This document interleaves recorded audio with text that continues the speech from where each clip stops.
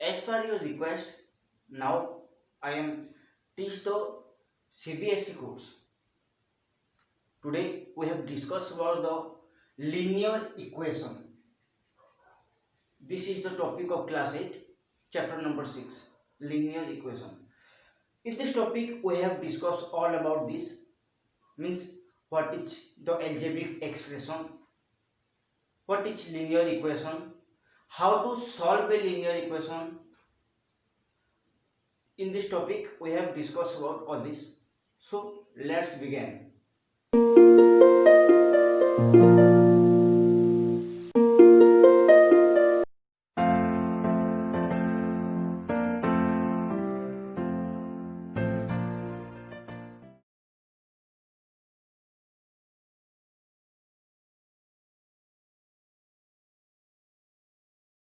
So dear student, first we learn what is algebraic expression. Then we go to linear equation. First we learn the algebraic expression. Already we have learned the algebraic expression in the previous chapter. That was a monomial, a dinomial, a trinomial और ए polynomials. Means तुम लोग already पहले पढ़ चुके हो. क्या पढ़ चुके हो कि मोनोमियल क्या होता है, डायनोमियल क्या होता है, ट्राइनोमियल क्या होता है और पॉलिनोमियल क्या होता है. इसके पहले चैप्टर जो था अलजेब्रिक एक्सप्रेशन में ये सब चीजें था, तो ये सब चीजें हमने पढ़ चुके हैं. तो अब देखेंगे इक्वेशन क्या होता है. तो अलजेब्रिक एक्सप्रेशन को लेके इक्वेशन बनता है. किस तरह से? An equation is a statement of equality of two algebraic expression. Equality of two algebraic expression. अगर दो algebraic expression इक्वल हो रहे हैं तो उसे एक इक्वेशन कहा जाता है. जिस तरह से यहाँ पे एग्जाम्पल मैंने दिया हुआ है 7x² + 9 एक डायनोमियल है और 2x एक मोनोमियल है. तो दो algebraic expression इक्वल हो रहे हैं, इसीलिए इसे कहा जा रहा है इक्वेशन व्हिच इन्वॉल्व्स वन और मोर वेरिएबल्स. यहाँ पे मैंने जस्ट वन वेरिएबल्स का दिया है, लेकिन एक से ज्यादा वेरिएबल भी होते हैं. तो देखते हैं. अब यहाँ पे हम लीनियर इक्वेशन के बारे में डिस्कस करेंगे. तो लीनियर इक्वेशन क्या होता है, यहाँ पे जो भी चीजें हम पढ़ेंगे लीनियर इक्वेशन में, तो वहां पे एक ही वेरिएबल को लेके ही पढ़ेंगे. एक वेरिएबल को लेके लीनियर इक्वेशन कैसे सॉल्व होता है, उसका क्या क्या रूल्स है, वो सब चीजें हम यहाँ पे देखेंगे. तो देखते हैं linear equation. Linear equation in one variables. Linear equation देखेंगे एक वेरिएबल्स में. यहाँ पे वेरिएबल्स है x. तो इसे सॉल्व कैसे किया जा सकता है. सॉल्यूशन देखो, यहाँ पे पहले तो क्वेश्चन क्या है, 7x + 8 = 36. तो इसे सॉल्व करने के लिए मैं क्या करूंगा, 8 को ट्रांसपोर्ट यानी दूसरी तरफ पलट दूंगा बाय ट्रांसपोजिंग मेथड. 7x = 36 - 8. अगर माइनस होगा 36 तो क्या होगा, यहाँ पे रहेगा 28. इसका वैल्यू आएगा 28, यानी 7x का वैल्यू 28 के बराबर हो गया. अब x निकालना है तो 7 को पलटेंगे दूसरी तरफ, तो x = 28. यहाँ पे ये मल्टीपल है तो दूसरी तरफ जाके डिवाइड होगा. 7 1 जा 7 4 जा, imply that x = 4. This is the solution. x का वैल्यू निकालना इक्वेशन का सॉल्यूशन होता है. ये सॉल्यूशन है. और इसे रूट भी कहा जाता है. The root of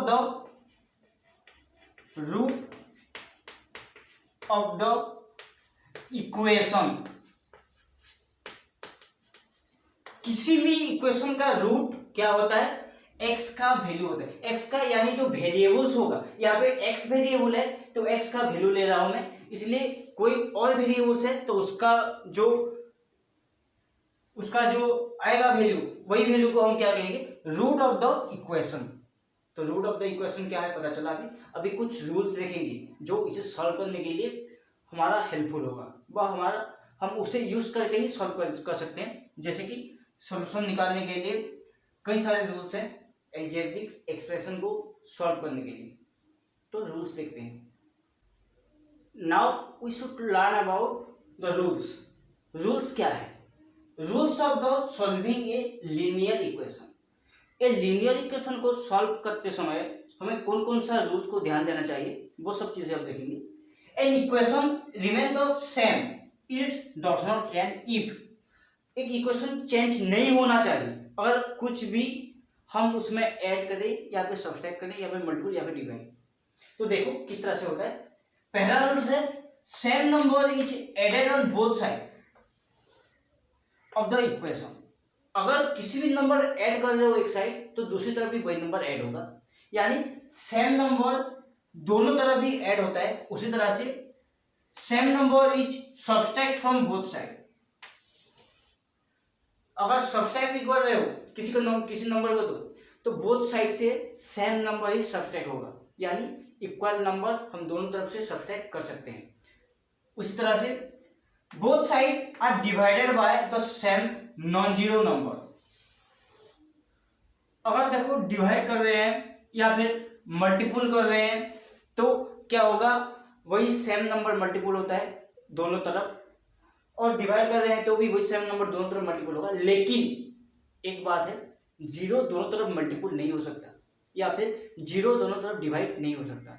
non zero number he divide हो सकता है या फिर देखो मल्टीपल हो सकता है। तो अब देखेंगे pi number. By transposing any term of the equation to the other side by changing its sign form. देखो ट्रांसपोजिंग मीन्स अगर एक तरफ से दूसरी तरफ को किसी भी संख्या को पलट रहे हो तो वहां पे क्या होगा, उसका जो साइन होता है वो साइन बदल जाएगा। जैसे अगर प्लस होगा तो दूसरी तरफ जाके माइनस होगा, अगर माइनस होगा तो दूसरी तरफ जाके प्लस होगा, अगर मल्टीपल हो रहा है तो दूसरी तरफ जाके डिवाइड होगा, अगर डिवाइड हो रहा है तो दूसरी तरफ जाके मल्टीपल होगा। उस तरह से साइन बदलता है। तो देखिए अब एक एग्जाम्पल लेंगे कि ट्रांसपोजिंग मेथड क्या है और दोनों तरफ हम सेम रख के किस तरह से सॉल्व करते हैं। तो देखते हैं example first. So dear student, now we have discussed about the example 1. First example, what is given that the example is solve the equation 3x plus 6 is equal to 18. यहाँ पे दिया गया है 3x plus 6 is equal to 18. इस equation को हमें solve करना है, लेकिन मैं पहले से बोल रहा हूँ कि सॉल्व करने के लिए हमें दो प्रोसेस अप्लाई होगा। दोनों प्रोसेस बता रहा हूँ, तुम्हें जो भी पसंद आएगा तुम उसी प्रोसेस से सॉल्व कर सकते हो उसे। देखो बाय बैलेंसिंग बोथ साइड, पहला process, first process is by balancing both side. दोनों तरफ को हम इक्वली बैलेंस करेंगे। किस तरह से बैलेंस होगा ये देखो, हमने अभी अभी कुछ रूल्स देखे कि वहां पे दिया गया था दोनों तरफ अगर सेम चीजें ऐड होता है या फिर सब्सट्रैक्ट होता है या फिर मल्टीपल होता है या फिर डिवाइड होता है तो दोनों तरफ बैलेंस रहता है, दोनों तरफ का बैलेंस नहीं बिगड़ता। तो यहाँ पे हम किस तरह से निकालेंगे, 3x प्लस 6 और यहाँ पे 18 है तो दोनों तरफ -6 कर रहा हूं मैं, दोनों तरफ -6 मैंने डाल दिया क्योंकि यहाँ पे 6 सब्सट्रैक्ट हो रहा है, यहाँ पे भी 6 सब्सट्रैक्ट हो रहा है क्योंकि हमें x का वैल्यू निकालना है। तो जो x का वैल्यू निकालना है तो 6 को 3 को ये सबको हटाना है हमें, तो यहाँ पे इसलिए +6 -6 कैंसिल हो गया, यहाँ पे रहेगा 3x का value 18 - 6 is equal to 12। Now अब हमें 3 को हटाना है, तो 3 को हटाने के लिए यहाँ पे मल्टीपल 3 है तो क्या करेंगे हम 3 डिवाइड करेंगे दोनों तरफ। तो देखो 3x divided by 3 is equal to 12 divided by 3। यहाँ पे मल्टीपल 3 और डिवाइड 3 कैंसिल हो जाएगा और यहाँ पे 3 1 जा 3 4 जा 12, तो यहाँ पे आ गया x इज इक्वल टू 4। इसे कहते हैं बाय बैलेंसिंग बोथ साइड, दोनों तरफ का बैलेंस बना के रखना है हमें और इक्वेशन सॉल्व करना है।